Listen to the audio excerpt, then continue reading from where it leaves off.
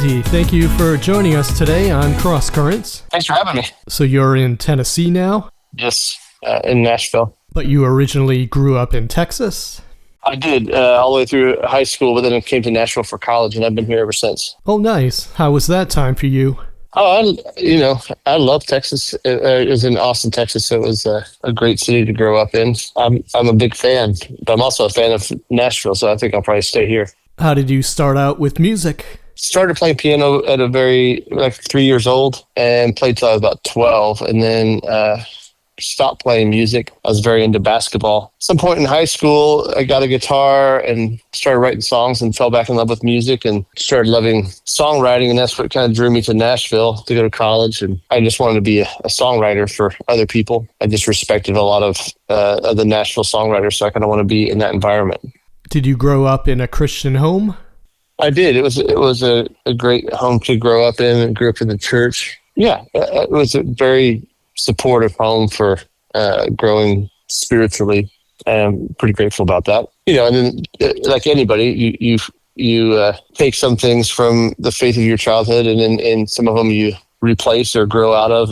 But I'm certainly grateful for the foundation there. How was it going into the studio and recording your first album? Well, the first CD that I made was when I was still in college. It's just a collection of whatever songs I had, up to that point. And then when I graduated college and got married, and my wife was an artist as well, but she was on a record label. So I started just writing songs for her records. So like the next 6 or so years was just me playing guitar for her and writing for her records or writing with her. And so I just thought that was going to be my job. And I was happy about that. I always wanted to be just a sideman, playing guitar for other people or writing for other people. And so I got to do that with my wife, still do on occasion. And, but once we had more kids and she came off the road a little bit, that's when I kind of really, I went back and started recording my own records again, because I was writing for publishing companies and nobody was recording any of my music. Like I wasn't getting any cuts.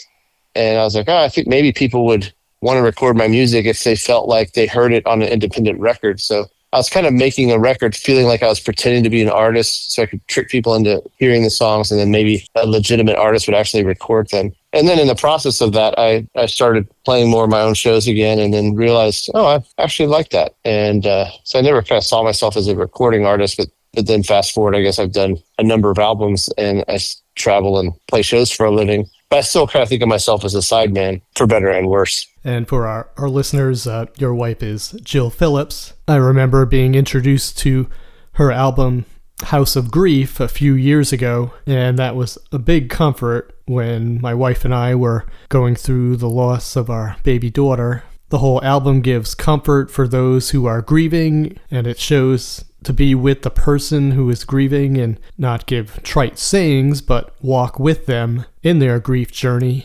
I will go boldly into the house of grief. I don't have to run from it anymore.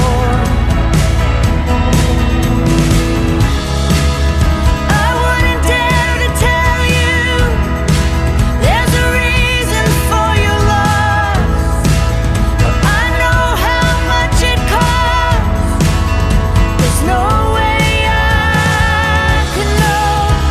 One thing I discovered is that in this house of grieving, there's communion in the suffering. You are not alone.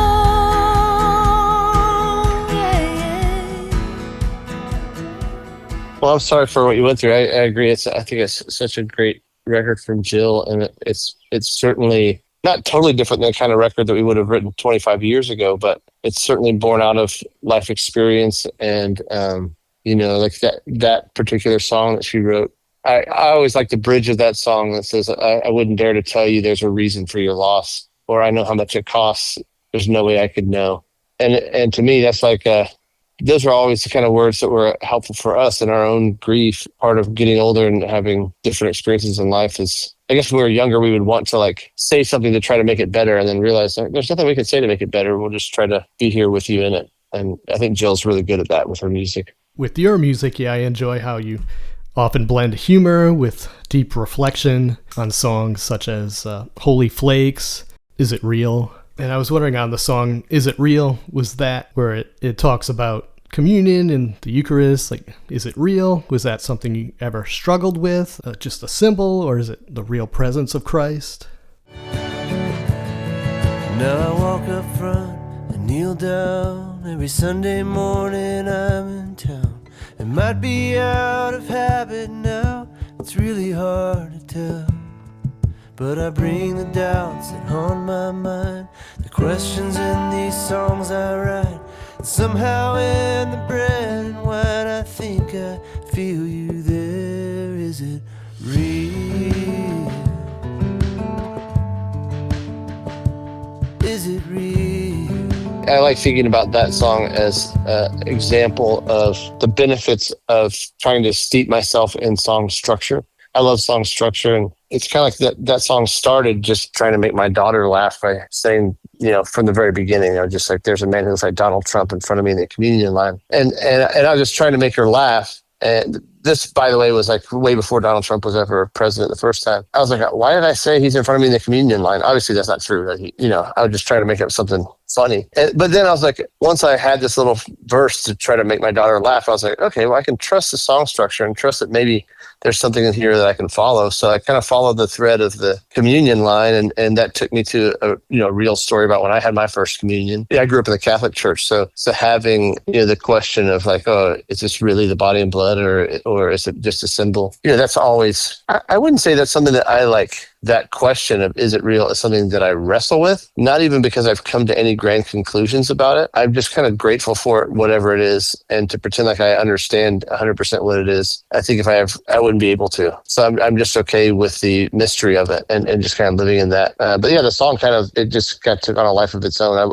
There wasn't a plan. Like I didn't start off writing that as like, oh, I'm going to write a song about transubstantiation, or I'm going to write a song about having doubts in God or faith issues. It really just started trying to make my daughter laugh, and I just kind of followed the thread to see where it would take me. Favorite songs that you've written? I don't know, the different ones I like for different reasons. I mean, they're all like kids, right? So it's hard to say which one is your favorite. I mean, I do have a favorite kid, but I'm never going to tell you who it is. But yeah, I don't know. It's kind of for different situations. Like, there might be one that's like, oh yeah, I really like this one. The songs as art have to be useful necessarily. It can just be beautiful, and that's enough. But I also think that for me, the songs sometimes can feel like tools in a tool belt, like where I feel like, oh, okay, in this situation, this song could be really useful to somebody. So that's why it would kind of change. It kind of just depends on the scenario. If this song might really fit a situation. Are there any memorable stories behind any of the songs that you've written, or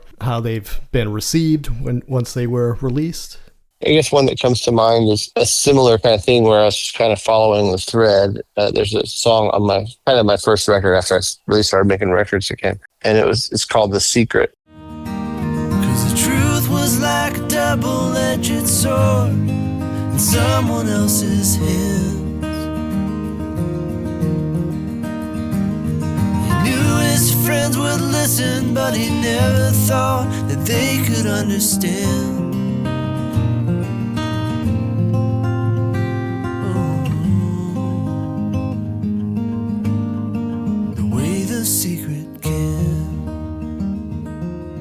Hearing a bunch of other men's stories who are very different than mine, but then finding the commonalities in it and kind of writing about that commonality. It just felt like, oh, it's just trying to tell somebody else's story, but it's the general story of what we have in common. I didn't have a big plan for it, but I liked kind of the way that it came together. And so I guess the story is more like after the fact. That song is one of the songs that I think has opened a lot of spaces for me and has really connected to people, particularly in the recovery communities. Yeah, it's just kind of like somehow somebody heard the song and was like, oh, they related to it or it spoke to them in some way. And then that kind of opened up another opportunity, which opened up another opportunity. And I wouldn't say that it's like, everybody's favorite song, but it's one of those songs that some people who listen to it, it has been a tool that has been helpful for them. And I'm really grateful for that. It's helpful for me too. And when addressing real life struggles and hard times in your songs, like on Resurrection or I Want to Be Well. Do you find that this is missing in Christian music today? Being vulnerable and painting pictures that are,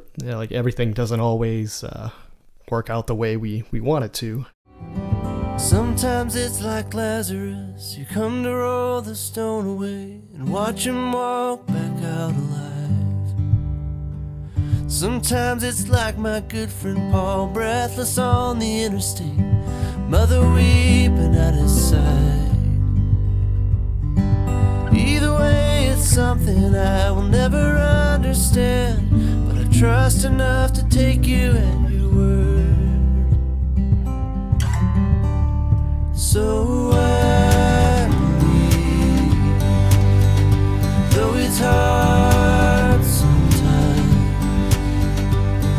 you are the resurrection and the life. Yeah, I guess it depends on even the term Christian music is kind of weird. Like there'd be a lot of people who would say that the music I make isn't Christian music, not as a slam, but kind of like, if you think of Christian music as kind of the Christian music market and kind of that business, which I'm certainly not in that. Do I write songs about God? Yes.